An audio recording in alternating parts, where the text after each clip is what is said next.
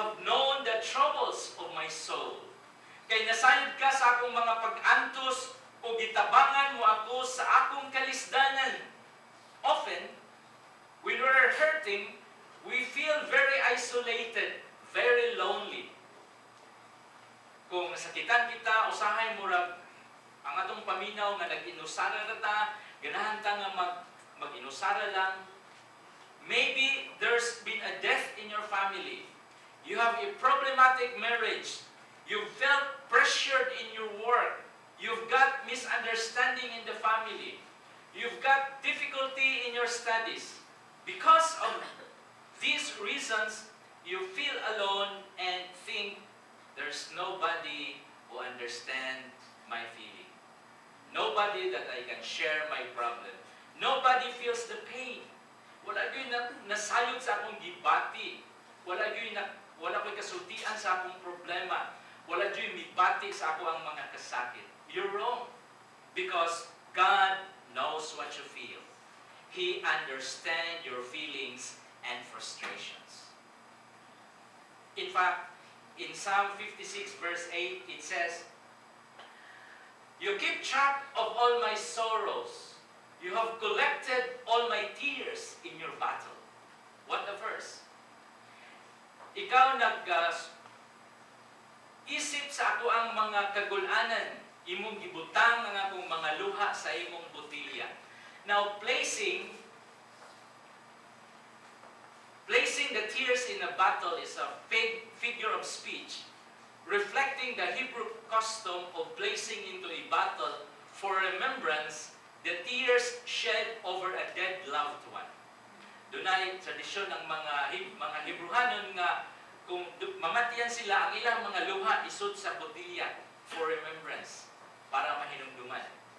This is amazing because not only God sees your pain, but also He cares for us so much that He stores up His remembrance of our sorrows and affliction. Usa kini ka nindot kahibulungan nga kamatuoran nga wala lang makakita ang Dios sa imong mga kasakit apan nahingawa siya, naluo siya kanimo. For the fact na iyahang gisulod sa botilya ang imong mga kasakit, ang imong mga luha aron iya kining hinumduman. Here's the truth that you should remember. God knows all your feelings and He cares. Nasayod ang Dios sa imong mga gibati ug siya naluoy ug nahingawa. What should you do with your troubles and pains? You can call God and expect care because you matter greatly to Him. Psalm 103:13-14 says, "The Lord is like a father to His children, tender and compassionate to those who fear Him. For He knows," that's the word, "for He knows how weak we are. He remembers we are only dust." Sama nga maluluyon ang usa ka amahan ngadto sa iyang mga anak, maluluyon usab ang Ginoo kanila nga nagpasidungog kaniya.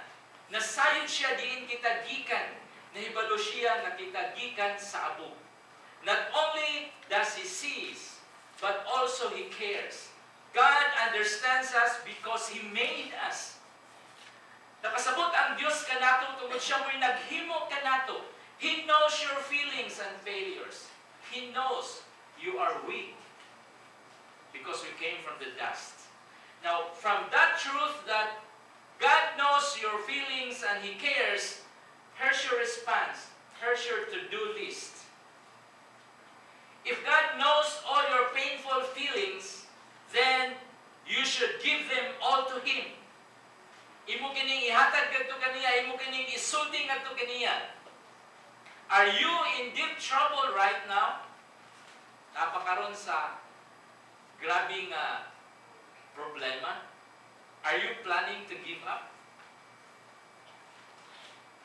Don't do that because according to Psalm 142 verse 3 from the Good News Translation, "When I am ready to give up, He knows what I should do." Sa diha nga nalungsan ang akong espiritu sa sulod nako, hibaluan mo ang akong agianan. Don't give up Because God knows what you should do. In fact, Peter says that you can cast all your anxiety on Him because He cares for you. Itugyan ngadto kaniya ang imong tanang kabalaka, kay siya may kahangawa manalang kaninyo. You should give all your feelings, your frustrations, your pain, your worries and the like, for He cares for you.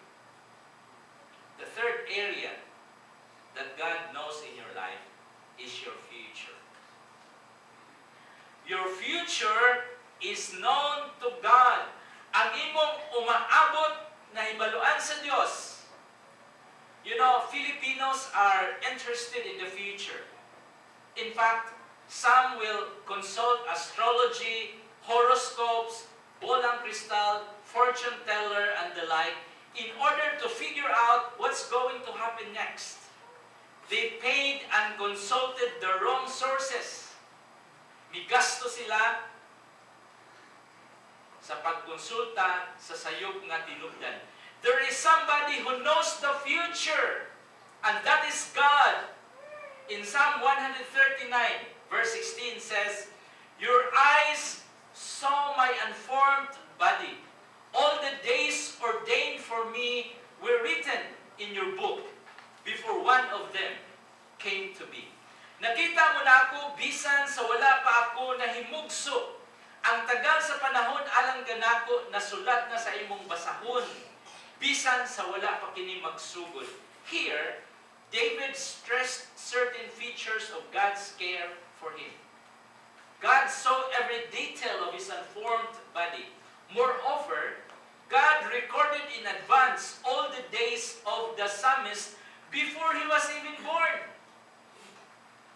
Giandam na sa Diyos ang mga adlaw ni David, bisan sa wala pa siya na tao. You see, God knows all your future even before you were born. Jeremiah 29:11 says, "For I know the plans I have for you, declares the Lord, plans to prosper you and not to harm you, plans to give you hope and a future." Ako lamang ang nasayod sa akong mga laraw alang kaninyo, paghimo kaninyong mauswagon inay maalaot o paghatag kaninyo kaugmaon nga inyong gipangandoy. God has the plans to give you hope and a future. Now here's the truth. The truth is that God sees your past, your present, and your future. Ang Diyos nakakita sa imong kagahapon, sa imong karon, o sa imong umaabot. He already sees the things you will face in the future. Now, I want you to remember that God is not limited by time. Dili siya limitado sa ato ang time. He can be in the past, He can be in the present, and He can be in the future all at the same time. That's our God. Beloved, it is comforting that God knows everything that's going to happen in our life. He is not only knowledgeable about the future, but He is there in the future. Wala lang siya nasayon sa imong umaabot, apan tuwa siya dito sa umaabot. Nagpaabot kanimo. God is not only walking with you day by day, but He is actually out there in the future. He is prepared for everything you will be facing tomorrow, next week, next month, next year, and next decade. You will be surprised what will happen tomorrow, but it's not going to surprise God, because there's nothing that catches God by surprise. When you face crisis in the future and you ask, where is God? God has been there all along preparing. He is in your future and prepared for every crisis you may face. From that truth, that God sees your past, present, and future, here is your response. To-do list. If God knows all your future, then you should ask advice from Him today. You should ask advice from Him today. because only God knows the future. God knows what's going to happen. Jeremiah 33:3 says, "Call to me, and I will answer you and tell you great and unsearchable things you do not know. Sangpita ako o tubagon ko gayon ikaw. Ipadayag ko kanimo ang kahibulungan o katingalahang mga butang nga wala mo masayri."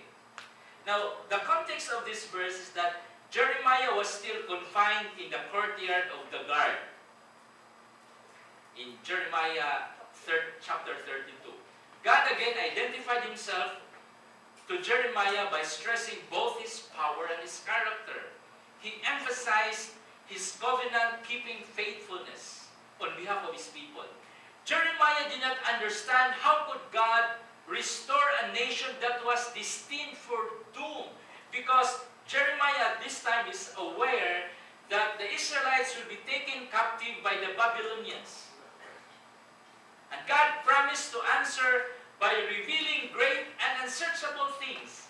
God's plan for the future are inaccessible to ordinary people. Dili kini mahibaluan, dili kini maadto sa mga ordinaryong mga tao. Only God can unlock the secrets of the future. And He offered His knowledge to Jeremiah. In fact, after the Babylonian captivity, because of His promise to His people that a remnant will come back to Israel, it did happen during the time of Esther, Nehemiah, Ezra, and the like. God can tell you things you did not know. He is saying, "Call to me. I'll give you advice because I know what's going to happen." When you get up in the morning, you can pray to God.